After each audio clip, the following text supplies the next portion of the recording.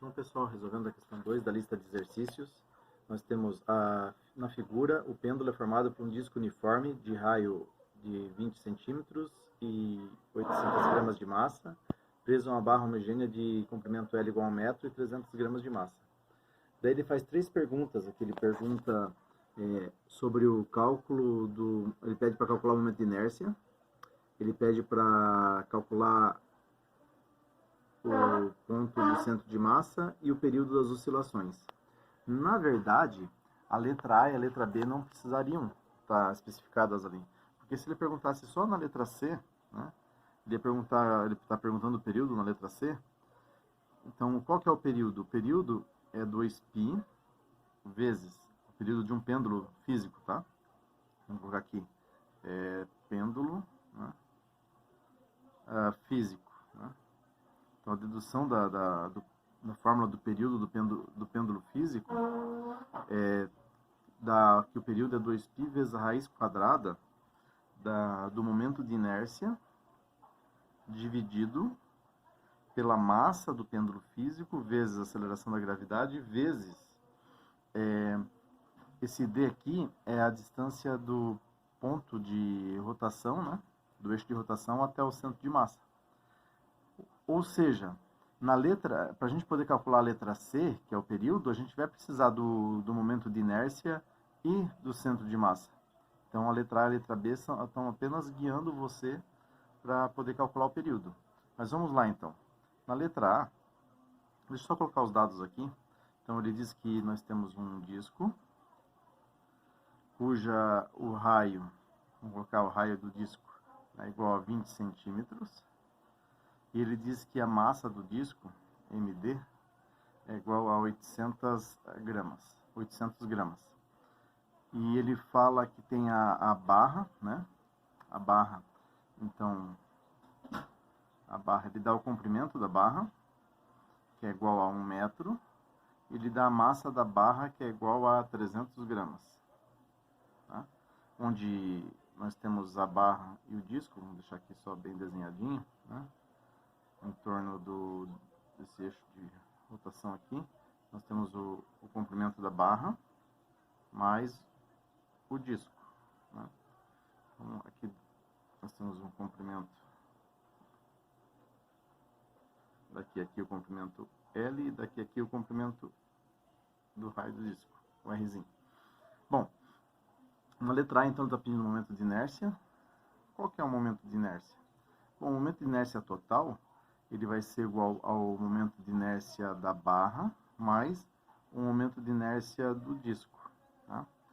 O da barra, né, se vocês procurarem por tabelas do momento de inércia de uma barra, girando, sendo que o ponto de rotação é uma das extremidades da barra, vocês vão encontrar isso tabelado, né, e vai dar justamente a barra vezes o comprimento dessa barra, né, ao quadrado, dividido por 3, né? Então, a massa da barra, né?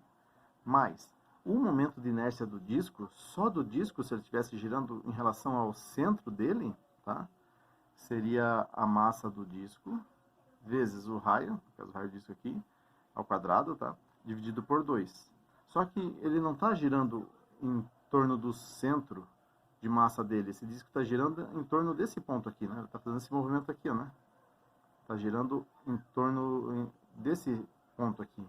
Então, como o centro desse disco está deslocado daqui até aqui, nós temos o teorema dos eixos paralelos, que vocês viram lá em Física 1, para calcular o momento de inércia. Então, que vai ser o quê?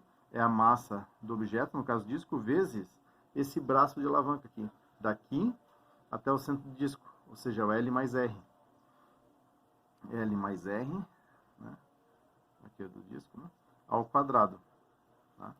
Esse teorema dos eixos paralelos é que você pega para calcular o momento de inércia, é o momento de inércia do centro de massa, mais geralmente o livro do Halley, assim, né? Ou as fórmulas da internet, é a massa vezes a distância, né? do centro de massa. Não, aqui vamos colocar, geralmente, acho que o Halley usa a letra H, né? Deixa eu colocar aqui a letra H, ao quadrado, onde H é a distância daqui até o centro de massa do objeto que está sendo estudado. Esse é o teorema dos eixos paralelos. Tá? Então, eu já coloquei aqui, né, o que seria o H aqui, seria o L mais o R. Né? Tá aqui. Né? Então, jogando os números aqui, né?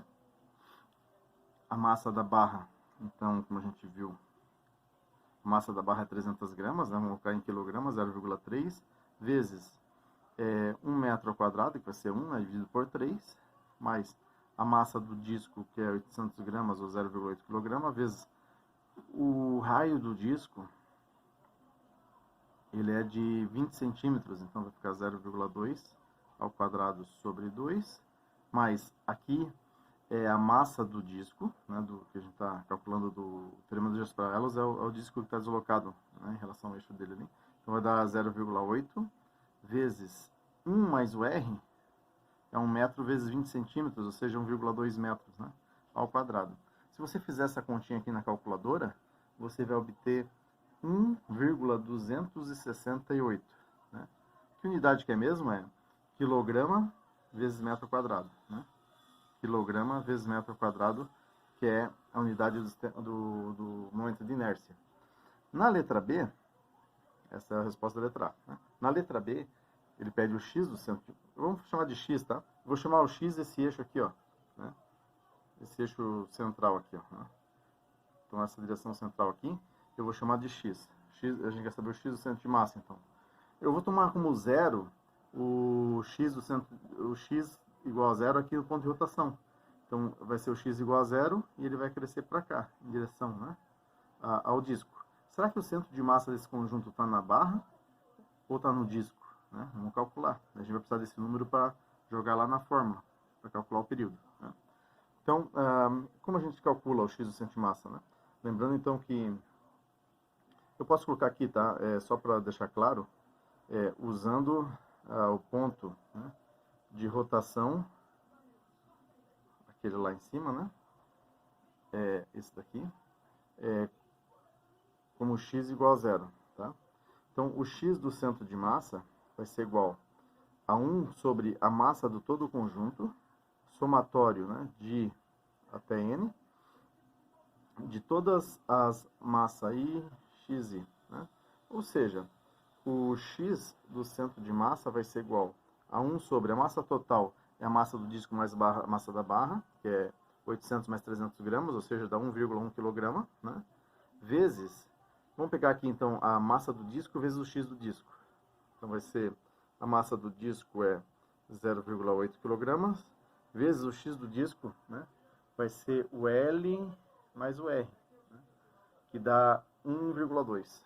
1,2 mais a massa da mxi da barra, né? Ou seja, a massa da barra que é 0,3, vezes o xi da barra. Qual que é o xi da barra? É o centro de massa só da barra, né? Tá aqui, como se tivesse só a barra, o centro de massa dela é aqui. Então vai ser a massa da barra, que eu já coloquei 0,3, vezes L sobre 2.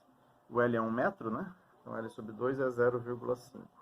Se você fizer essa continha na calculadora, a gente vai descobrir que o x do centro de massa vai dar igual a 1,0091 metros. Quase que o centro de massa desse conjunto, quase que por coincidência, o centro de massa foi bem quase a junção aqui, ó, do disco com a barra. Como deu um pouquinho mais que 1, na verdade ela está dentro do disco já. Né? Pouquinha coisa, mas está dentro do disco aqui o centro de massa. Então depende, né, da massa, da geometria do pêndulo físico, né? Ele podia estar na barra, podia estar no disco. Aqui está quase na divisão, mas ainda um pouquinho dentro do disco, né? Por 9 milímetros, né? Por 9,1 milímetros, ele está dentro do disco, né? Já, centro de massa. Então, agora vamos calcular a letra C. A letra C é só, então, a aplicação da fórmula, né? Vai ser o período igual a 2π vezes a raiz quadrada. Esse aqui é o período de um pêndulo físico, tá? De um momento de inércia dividido por mgd, né? Que vai ser igual, então, a 2π vezes a raiz quadrada de 1,268, já está no sistema internacional, né? Dividido pela massa que é do conjunto, aqui é a massa do conjunto inteiro, né? Que é 1,1, vezes a gravidade, que é 9,8 metros por segundo ao quadrado, vezes o d ali, que é a distância do centro de massa, que é isso que a gente acabou de calcular aqui, 1,0091. Já está tudo no sistema internacional, então T sai automaticamente em segundos. Se você fizer essa continha aqui, você vai chegar a 2,145 segundos. Esse é o período deste pêndulo físico aqui. Veja só o poder de previsão de uma teoria, né? A gente apenas projetou, pegou os dados do pêndulo e calculou. A gente sabe, então, que se a gente colocar ele para oscilar, esse pêndulo, tanto faz qual vai ser a amplitude, o período de oscilação dele vai ser de 2,145 segundos.